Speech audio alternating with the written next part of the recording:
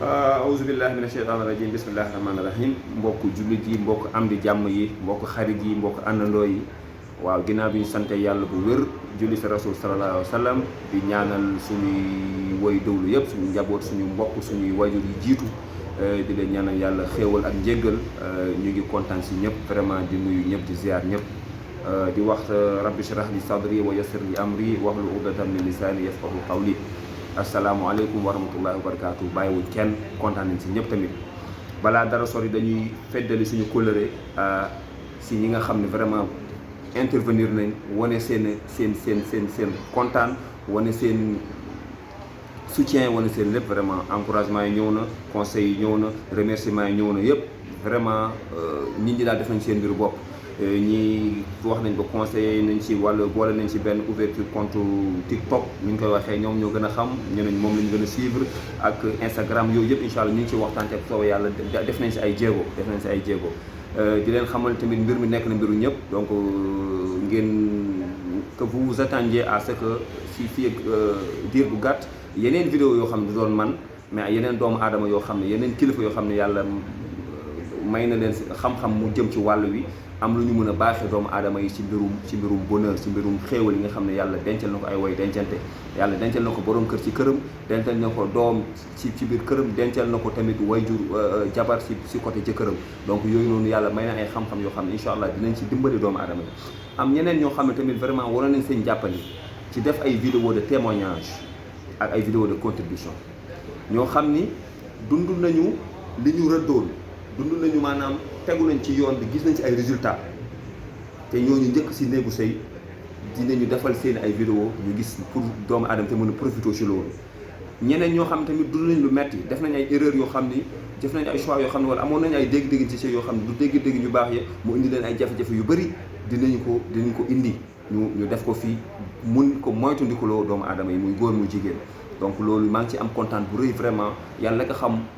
fi sama kontaan toll si loolu nga xam nit ñi jël na ko def seen mbir bopp ba pare nangoo see soobu yee noonu incha allah fii ak diir bu gàtt yooyu noonu di ngeen ko am suñu vidéo mujj defoon nañu benn genre approche indi ay leeral yoo xam ni yàlla def na mu nekkoon ci xelu si bopp doomu aadama yu bëri surtout mbokk góor yi parce que nee naa leen man góor yi laay gën di waxal ñëwaguma si jigéen ñi parce que jigéen ñi dinañ wax ak ñoom mais mbirum sëy yàlla dafa def góor comme pour indi seen aay bi ngeen bëgg temps ar yàlla xaw amoon alisa da ci am wàll bu rëy donc góor yi laa bëgg a waxal parce que ñoom ñooy fondement bi ñooy départ bi ñooy base bi bu góor yi faussé départ bi rek day jafee day naqaree lijjanti après donc bu yàlla defee nag góor ñi am hikma am xam-xamu am teggin bi nga xam ni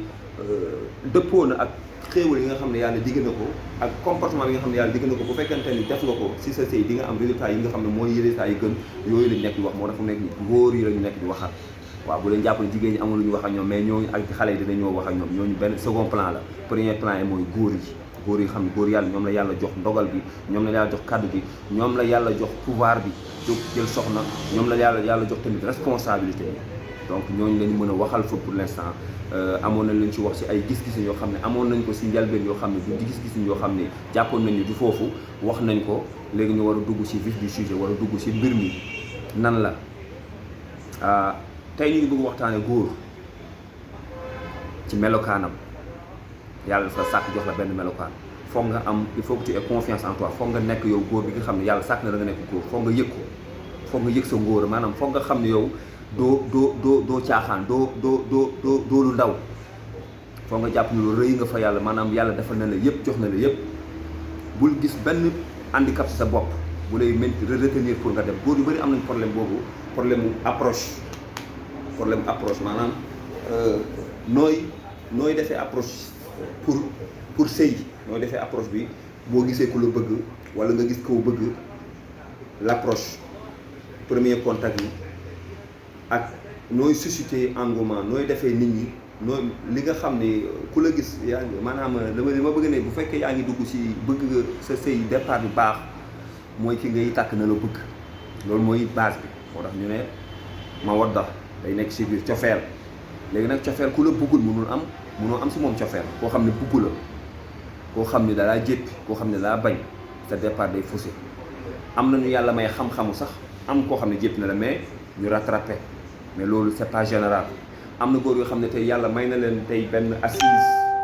intellectuelle boo xam ni ak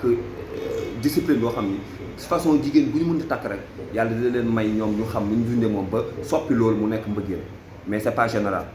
li gën a bëri mooy góor gi war nga fexe ki nit ñi bëgg la balaa dara loolu yow yaa koy defal sa bopp parce que yàlla si hikmaam ak si xarañam def lu la benn handicap jox na la lépp dara manqué wu la donc allazi xalaqaka fa sawwaaka fa addalaka fii ay suuratin ma shaa rakabak loolu dafay firnde ni yow li nga mel noonu gën ci yow yàlla daf laa bind harmoniser la il t'a façonné dans la forme qu'il a voulu il t'a façonné dans la forme qu'il a voulu il t'a créé d'abord il t'a modelé il t'a constitué harmonieusement il t'a façonné dans la forme qu'il a voulu xalaqaka fa sawwaaka fa addalaka fii ay suuratin ma shaa rakabak donc yàlla jox na la forme bi gën ci yow bind na la bindee na la li gën donc bul jàpp ni bu dee da ngaa njool da ngaa ndaw da ngaa pataa da ngaa sew amoo xaalis yooyu yëpp terewul yàlla nee na loolu moo gën ci yow donc bul gis loolu bu mu def handicap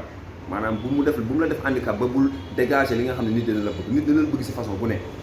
dès l'instant que yow am nga limite ci loolu rek xamal ne dese nga maanaam sa ngóor a dëgg maanaam dese nga kaa utiliser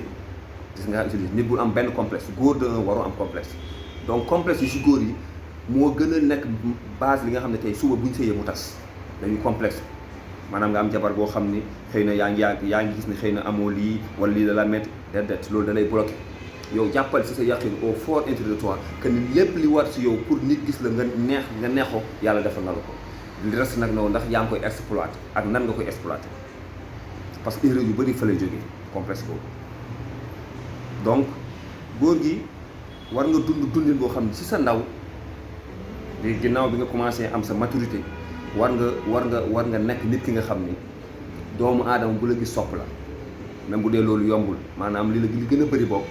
buñ la gisee mënuñ laa bañ loolu surtout koo xam ne seen diggante say daggal na fa war nga attirer da ngay attirer il faut être attirant góor da ngay attirant c'est-à-dire góor da nga war a set xale góor tey set seen yoon newu ci da nga naan tant que amoo jabar rek fi nga dëkk doo bale sa néeg doo bale doo fobere doo raxas doo am habitude bi même boo sëyee suba amatoo habitude moo tax tey góor yu bëri boo leen ne xoole pomme de terre mënuñu ko góor da nga war a polyvalent bu leen rus boo ngeen nekk ak seen yaay yi amagu leen jabar bu leen rus xoole pomme de terre bu leen rus raxas cin bu leen rus fobere bu leen rus dara bu leen rus sax boot seen rakk góor loolu dafa bokk ci personnalité bu fort li ñu woowee faiblesse ndeysaan bërki dem benn soxnaam ñu siy waxtaan mu ngi ma naan faiblesse góor yi loolu la dañu foog ni dañu am benn faiblesse léegi di ko rattraper ci autorité si naqari deret si tàng faiblesse la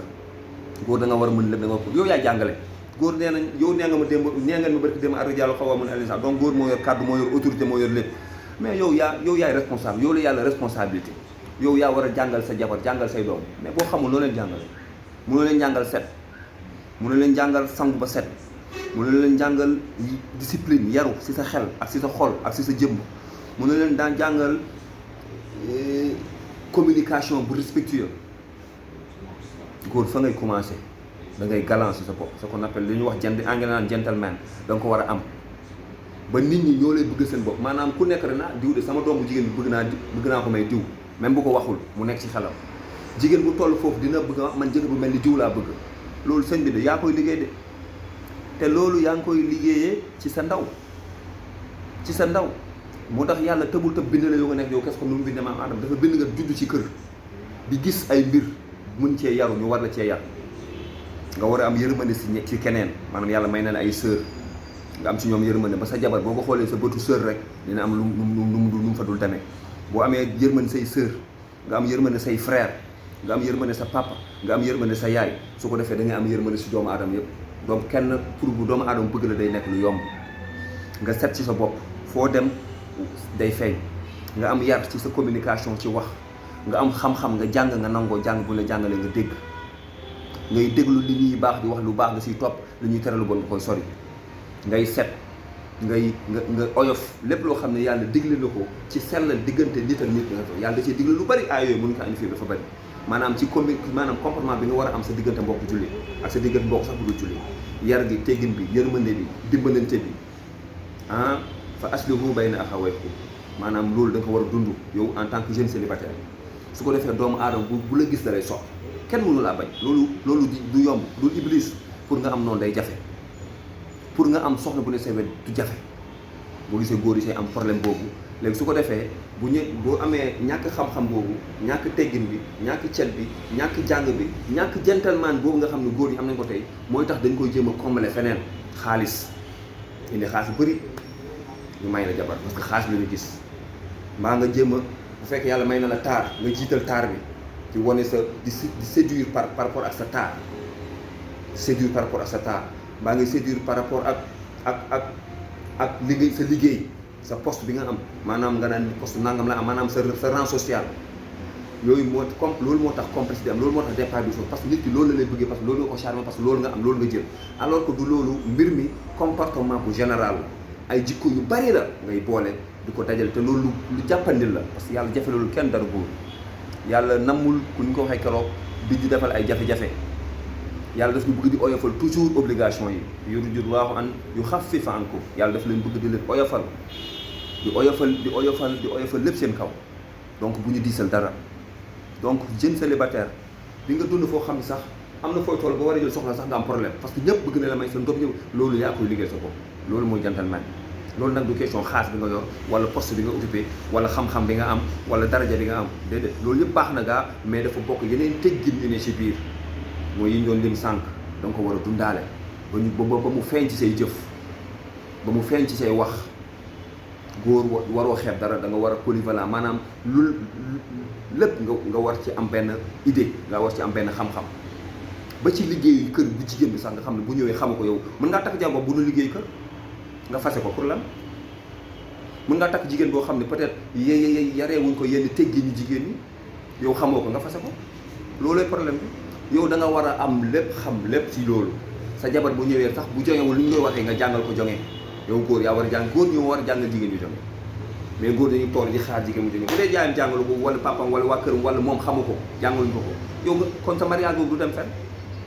góor donc yaa war a njëkk a joŋee njëkk a bëgg sa bopp njëkk a set njëkk a raxas njëkk a bëgg lu xeeñ njëkk a bëgg lu baax njëkk a bëgg lu neex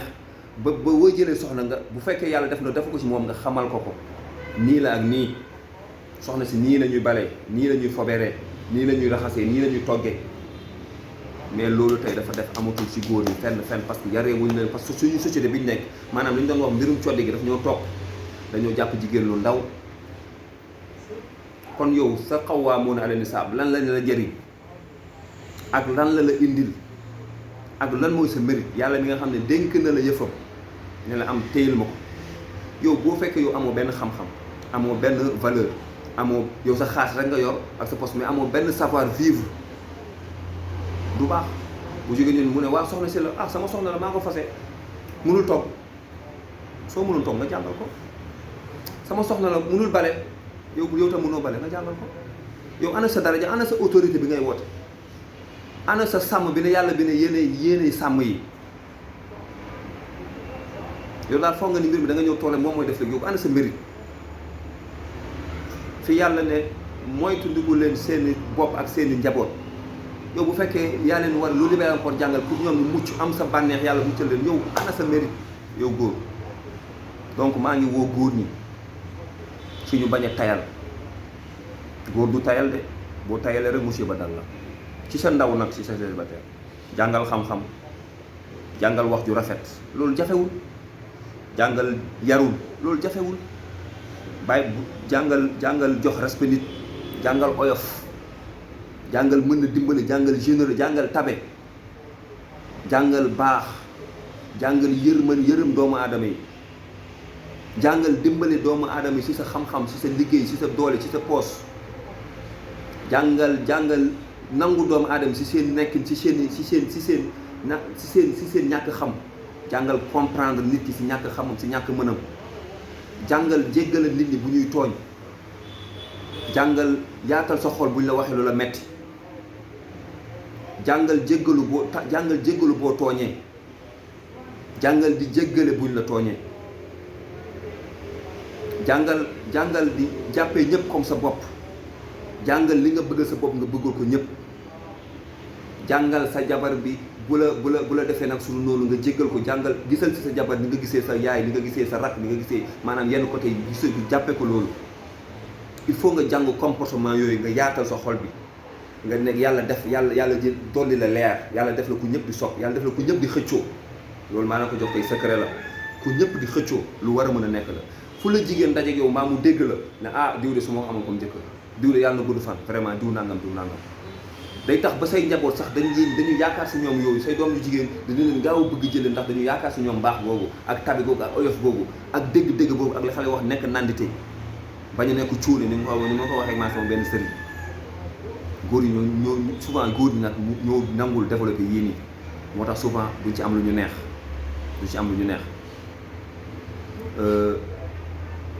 vidéo baa ngi gudd, xam naa dama koy yemale fii bàyyi nit ñi tamit ñu déglu ko méditer ci fii ak semaine bii ñëw insha allah. ba léegi ñu ngi ci góor gi balaa duggagul ci sëy, mais comportement bi mu war a am balaa dugg ci sëy loolu moo koy liggéeyal boppam. mais nag bu faussé loolu rek da koy rattraper feneen, li ñu doon wax léegi ci xaalis wala ci oto bu rafet wala ci yenn yi, te yooyu daanaka saxul. bu yàggee rek dootu ko mënati, wala ki nga ko doon wan loolu dootu ko saf, mu gis leneen loo xam ne moo gën. oto bu rafet nga may ko jabar mbaa di ko woon am nga xaalis mbaa poste wala tur wala daraja wala nga nekk borom xam-xam, sa jabar ngir loolu bu yàggee loolu mën na kaa soof. mais bu fekkee yow sa jëmm ji ni ngay dundee ak moom, comportement yu neex yi ngay am ak moom, comportement yu am solo, li nga ko yokk xam-xam, di ko yokk muy di ko reetaanloo, di ko kafal, di ko fawal, di ko muñal, bu juumee nga nekk ak moom yëpp ci mbëggeel, ci mawaddatan ak rahma, loolu mooy tax nit ki di la jàpp, loolu moo tax nit ki la bëgg. lépp leneen loo jiital ba mu jàppale loolu bu yàggee da koy soof. loolu ngeen xamee ko noonu. ñu ngi gërëm ñëpp di jéggalu ñëpp, di ñaanal ñëpp yàlla gudd fan ak wér. vidéo bi maa ngi ñaan mu fekk leen ci jàmm ak ci sutura ak ci xéewal, ngeen dellu ko ci jàmm. lépp lu ma ci wax loo xam ne rëcc la ngeen jéggal ma, xam ne sama matériel la, lépp loo ci xam ne antu na d'accord ngeen ci, gis ngeen ni lu yàlla bëgg lu yënti bëgg la, xam leen loolu ci mbiru yàlla la amee, mbiru yàlla amee. donc may nuyu ñëpp, di sant ñëpp, di gërëm ñëpp, di leen dig daje beneen vidéo insha allah rabbi alamin dimanche bi ñu ñëw, boo xam ni dinañu wax ci li nga xam ne mooy relation proprement dite. bu nit ki melee li mu war a mel ba nit ñi bëgg ko, ba gis ci moom yaakaar ci moom vraiment ba ku nekk balaa mu ne la bëgg naa la fekk bëggal nga ko sa bopp. bu la bëggee nag boo gisee ki nga bëgg naka ngay dundee ak moom, même bien vrai takk goo ko, mais ki nga xam ne yow sa xel jàpp na ni kii vraiment neex na ma, lan nga war a dundee ak moom ba nga xam ne dina am yaakaaru 100%. même bu àdduna yëpp newee kenn boo nekkee bu si dugg moom dina pare pour dugg ci lépp, dina ko jaral lépp pour nga takk ko. loolu incha allah rabbil alamin dina nekk suñu prochaine vidéo ñu waxtaan ci ak mbokk yi, échanger ci incha allah rabbil alamin. wa sallallahu ala nabiyyina muhammadin wa ala alihi wa sahbihi ajmain. salaamu aleykum wa rahmatullahi taala wa barakatuh.